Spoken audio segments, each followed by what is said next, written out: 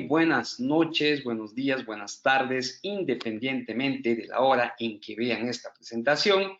El día de hoy, el Club de Contadores del Perú presenta en su membresía tributaria el seminario virtual Aspectos en torno a la fiscalización tributaria electrónica 2023 y cambios sobre el secreto bancario, bancarización, cruce de información y otros. Tenemos ya en plataforma al expositor, doctor Miguel Bobadilla, contador público colegiado, especialista en tributación con más de 16 años de experiencia profesional y comprende servicios prestados a empresas de los sectores privado y público, con especial énfasis en empresas de los sectores de construcción e ingeniería, concesiones de servicios públicos, energía, minería, petróleo y gas, consumo masivo y financiera. Para nosotros, un honor, un privilegio poder contar con su apoyo y su colaboración a favor de nuestros clientes, suscriptores y asociados de la membresía tributaria del Club de Contadores. Doctor Miguel, ¿cómo está? Muy buenas noches. Tiene usted el micrófono habilitado. Iniciamos con la sesión, con el seminario que nos convoca para el día de hoy. Perfecto. Muchísimas gracias al Club de Contadores y a todos los participantes. Gracias por la invitación. Y bueno, gracias por estar a esta hora. Bueno, yo estoy un poquito al sur, estoy una hora más de tiempo. Acá son las 8, pero ya en Lima son las 7, o en Perú son las 7. Y bueno, gracias por estar esta noche. Y bueno, gracias también por los minutos de espera, pero estábamos ahí un poco conectándonos. Y bueno, y nada, nuevamente es un gusto estar aquí y poder compartir este tema que es de relevancia para todos, creo en general, no solo ya las empresas, sino también hasta las personas naturales y de todo estrato social, ¿no? De hecho, hay muchas personas que están viviendo esto a nivel de cómo está de alguna manera desenvolviéndose la administración tributaria en relación a hacernos sentir su presencia, ¿no? De hecho, hay algo que es bien, digamos, visto por todos nosotros. Ustedes saben, la SUNAT siempre nos envía algunas comunicaciones, a veces nos envía correos, a veces nos envía mensajes, a veces nos envían cartas inductivas, a veces nos envían esquelas de citación, a veces nos envían fiscalizaciones, órdenes de fiscalización, y bueno, hay que estar siempre preparados un poco en el contexto en el que actualmente se mueve la administración y un poco entender, ¿no? ¿Cuál es ese objetivo o cuáles son esas fuentes de información que la administración utiliza, tiene, posee y eventualmente puede también pues gestionar en beneficio obviamente de la recaudación fiscal, y a veces pues tiene más información que nosotros mismos o nuestros familiares, ¿no?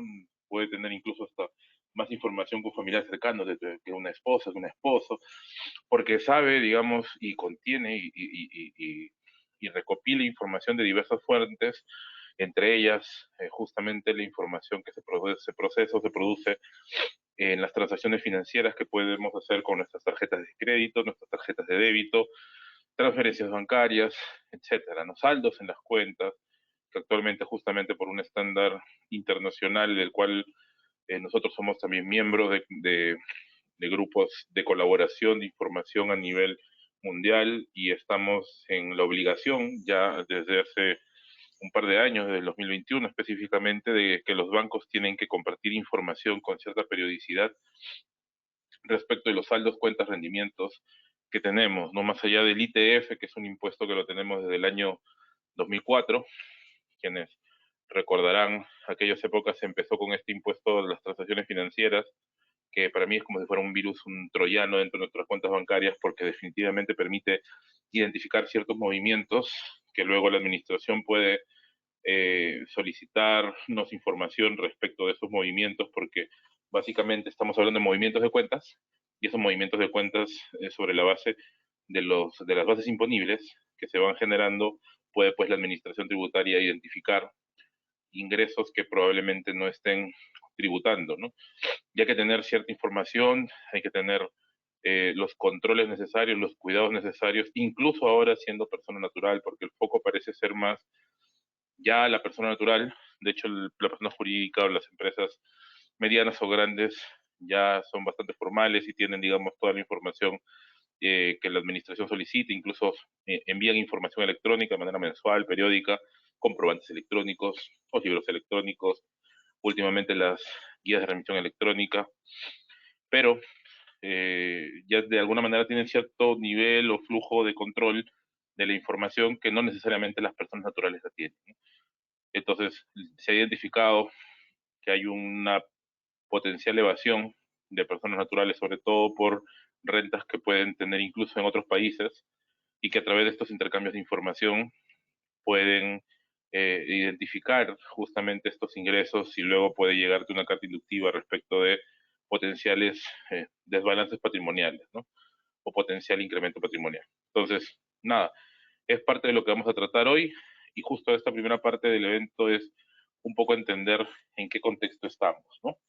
Incluso hablando, digamos, de cierta casuística que en el mundo existe, ¿no? Como por ejemplo, ¿no? Tienen a James Rodríguez, a Falcao, a Lionel Messi, ¿no? De hecho, ustedes dirán, oye, ¿qué hacen ellos estas personas acá? Bueno, algo en común tienen.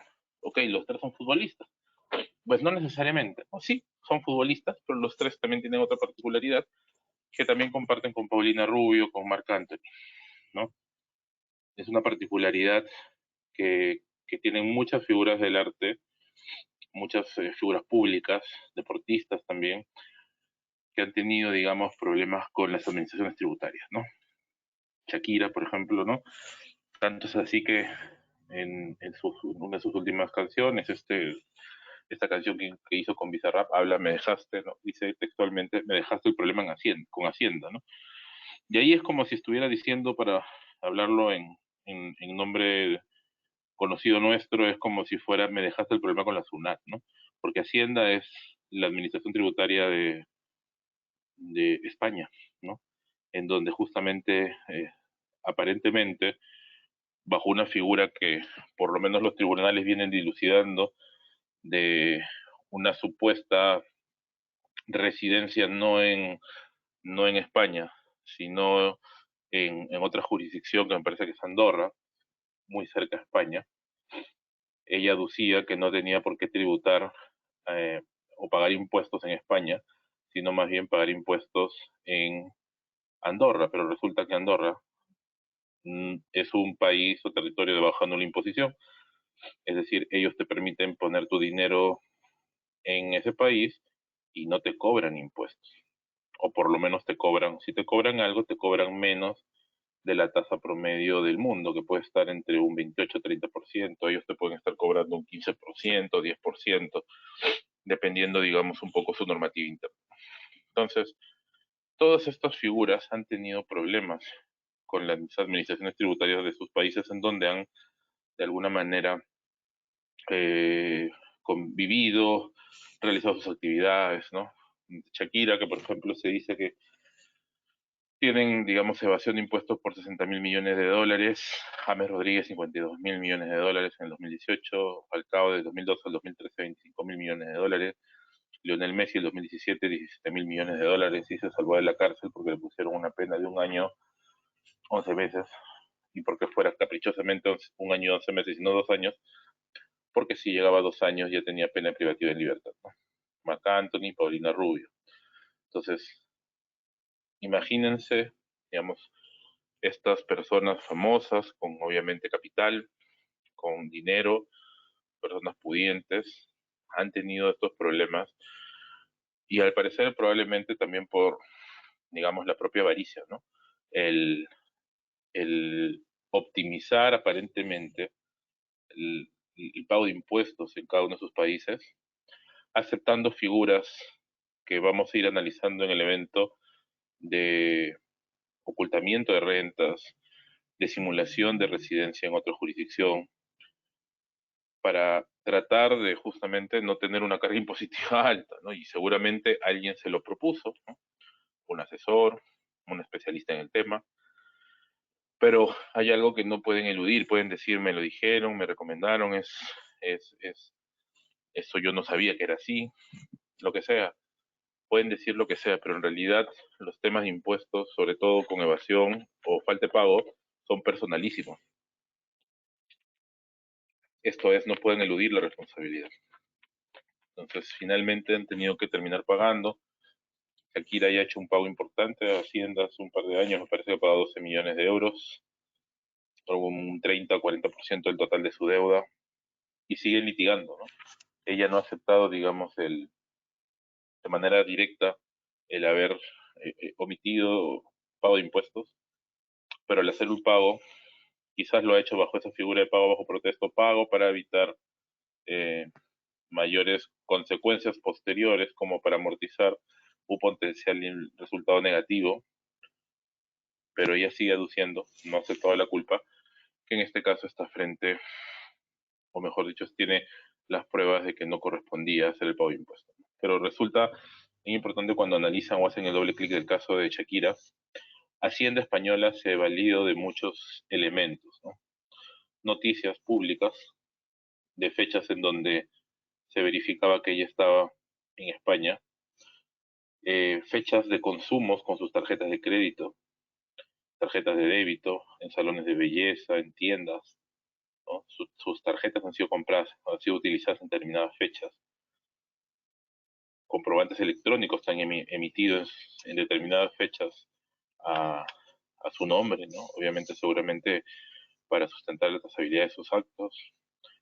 Y todo eso ha sido de alguna manera documentado, no, no es que haya leído el expediente, sino se ve esa información pública o artículos de impuestos, porque artículos de impuestos han analizado mucho el caso de estos famosos, porque denota de alguna manera la forma como las administraciones tributarias se están moviendo actualmente, ¿no?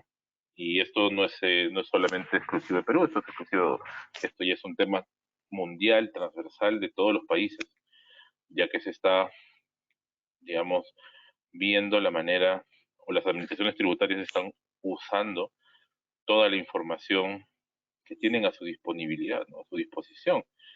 Información que incluso no necesariamente está toda en poder quizás de sus propios servicios, entiéndase, no es solamente documentos electrónicos, no es solamente consumos con tarjetas, sino también redes sociales, artículos periodísticos, un poco lo que se ve aquí en los dominicales, ¿no? Que los artículos o los programas periodísticos de alguna manera hacen destapes sobre determinados sucesos, sobre todo de corrupción, y muchas veces esa información es usada para hacer algún tipo de denuncia ya formal, la fiscalía retoma el caso y pide la información a los periodistas y inician el proceso.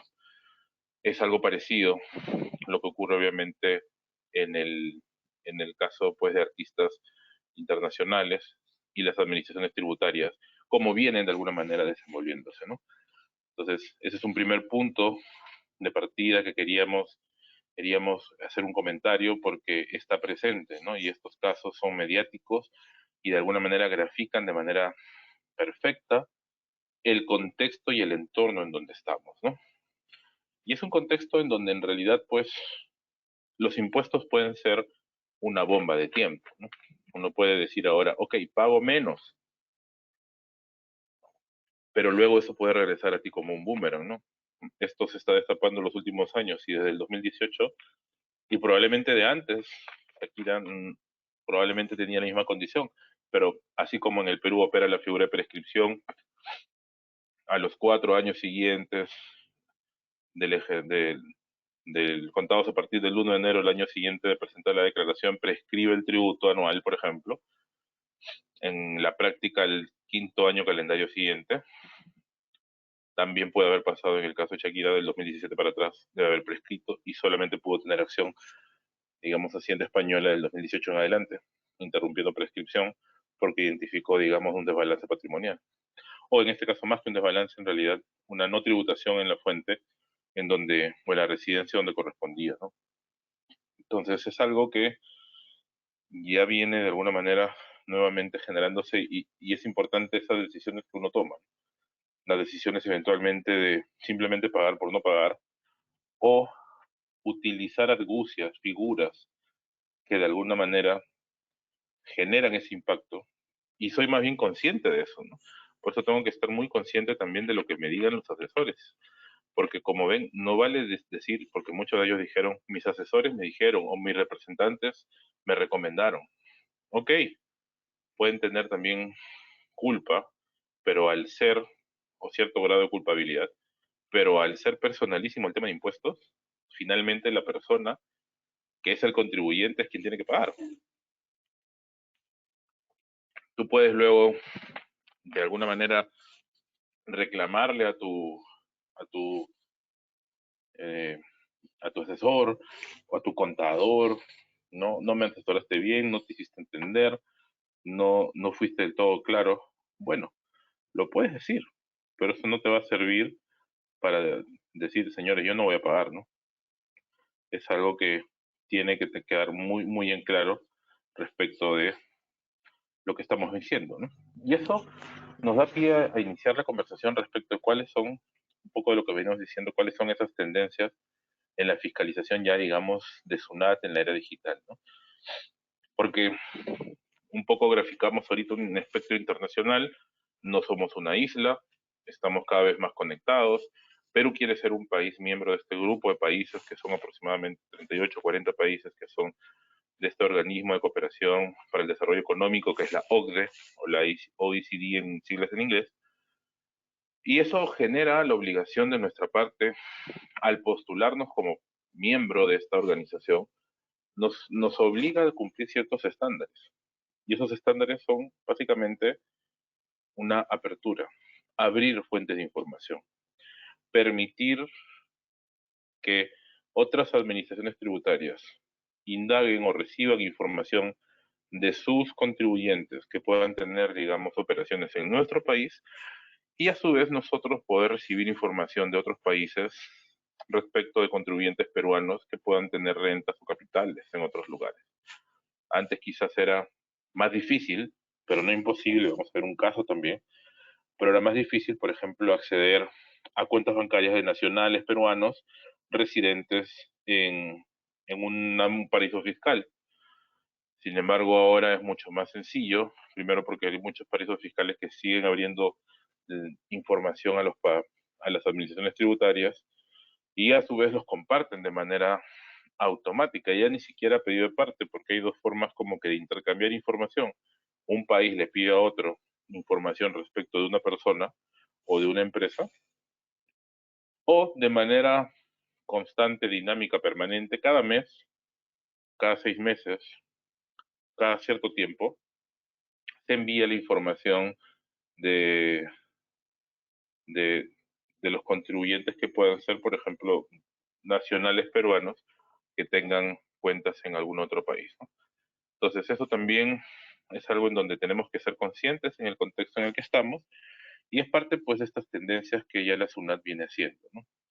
Y una de las cosas que de hecho pueden ir viendo es que estamos frente, pues, a un evento económico, a un momento en el tiempo que se conoce como economía digital, en donde las tecnologías de información son el pan de cada día, son la moneda de curso legal, por decirlo de alguna manera, ¿no? La moneda de intercambio.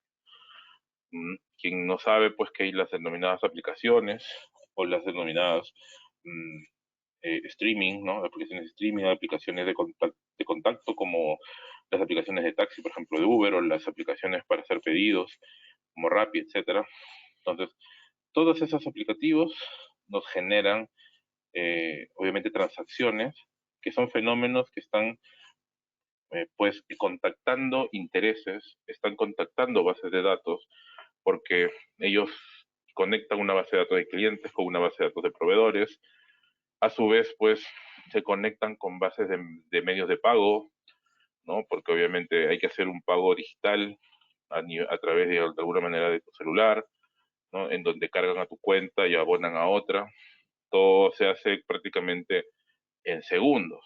Y toda esa información se genera en la transacción, viaja, digamos, hacia cada uno de los de los stakeholders, de las personas involucradas en la operación, y dentro de ello viaja, pues, a la Administración Tributaria de Perú, también la SUNAT, ¿no? Y eso también genera, pues, este desafío dentro de este fenómeno de la economía digital, también de estas aplicaciones que muchas veces no tienen jurisdicción en un país, es decir, no se constituyen como empresas en Perú. Por ejemplo, Netflix sigue facturando desde Estados Unidos, Apple sigue facturando desde Irlanda, ¿no? O Facebook desde Irlanda. No se constituyen en el Perú, no sacan un RUC y no pagan necesariamente el impuesto por las operaciones que hace con personas naturales como nosotros, que pagamos una suscripción mensual, anual, lo que sea, sí pagan vía retención en caso presten servicios a empresas, porque las empresas están calificadas para hacer retención, pero no pagan impuestos por las operaciones que realizan con, en este caso, personas naturales, por ejemplo, ¿no? Entonces es un fenómeno que se está analizando y solamente como un tema paréntesis, se están viendo justamente a nivel de este organismo para la cooperación económica mundial, ¿no? La OECD, se está viendo cómo grabar ese tipo de operaciones en relación a que dejen de alguna manera una ganancia en los países en donde tienen presencia digital, ¿no? Es el nuevo contexto, la nueva fuente de información. ¿Cuál es esa presencia digital? ¿No? Es básicamente que tengas suscriptores que tengan una presencia o de alguna manera permanezcan en un país. Ellos son, eh, digamos, la base o fuente de conexión para el pago de impuestos en un territorio. Y eso eventualmente hará pues que Facebook deje en Perú una parte. Se está haciendo un, una iniciativa a través de este organismo OSD para que a través de una iniciativa que se denomina Pilar Uno, hacer que las empresas que están en economía digital o grandes gigantes de la tecnología, como también se los conoce, repartan de alguna manera la torta de las ganancias en cada uno de los países en función quizás al número de usuarios que tiene una IP en Perú, ¿no? Ese sería en grandes rasgos la forma en cómo tributarán sobre la base de la repartición de sus resultados. Eso es algo que se está caminando y también es un desafío para las administraciones tributarias del mundo, pero de momento no pagan impuestos ellos, ¿no? Entonces solamente ese tema lo dejamos ahí porque es un paréntesis, como les mencionaba, que es la tributación de las aplicaciones, pero lo que remarco aquí es que dentro de estas transacciones simultáneas que ocurren de compraventa, pagos, cobros, etcétera, se genera información que viaja hacia las administraciones tributarias, ¿no? Y eso cada vez es más frecuente. Quizás antes de la pandemia, hace 3 años, era mucho menor la posibilidad de que esto ocurra, porque muchas veces teníamos miedo a poder eh, tener o poner datos de tu tarjeta de crédito en una web, ¿no? Teníamos miedo de tu tarjeta de débito. Sin embargo, ahora cada vez es más frecuente, el miedo se viene perdiendo y el consumo a través de estas plataformas ha crecido y eso genera obviamente información para las administraciones tributarias en el mundo y que ellos a su vez están usando tecnología para ejercer sus facultades, ¿no? Un poco como ven los casos que hemos visto de estas personas conocidas o influencers en el mundo que han de alguna forma us, eh, tenido problemas con las administraciones tributarias porque las administraciones tributarias han visto que pues están dejando de pagar los impuestos en donde deberían pagarlos, básicamente. Entonces, eso ha sido posible a partir pues de que el uso de la tecnología, en este caso, ha sido vital para poder, en este caso, utilizar o para poder identificar estos fenómenos, ¿no?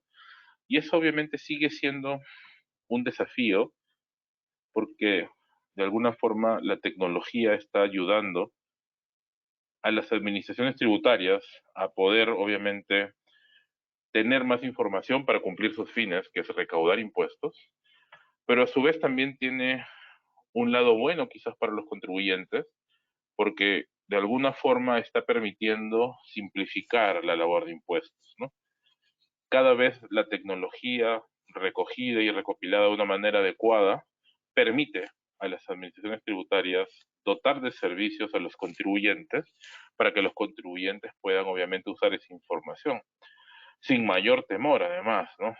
¿Quién, quién quizás los que hacen impuestos han visto pues que a fin de año ya puedes como persona natural descargar tu archivo personalizado de renta y básicamente ya viene una declaración llena? Quienes han hecho tributos o tributación hace unos 10 años tenían probablemente que llenar una declaración en tu desktop que se llamaba PDT y unos 20 años atrás llenar un formulario a papel y mano, ¿no? Entonces a papel y mano tenías que demorarte probablemente unas, o sea, 8 horas entre usar la calculadora, sumar en papel y llenarlo. Cuando ya tenías la declaración electrónica PDT, quizás ya no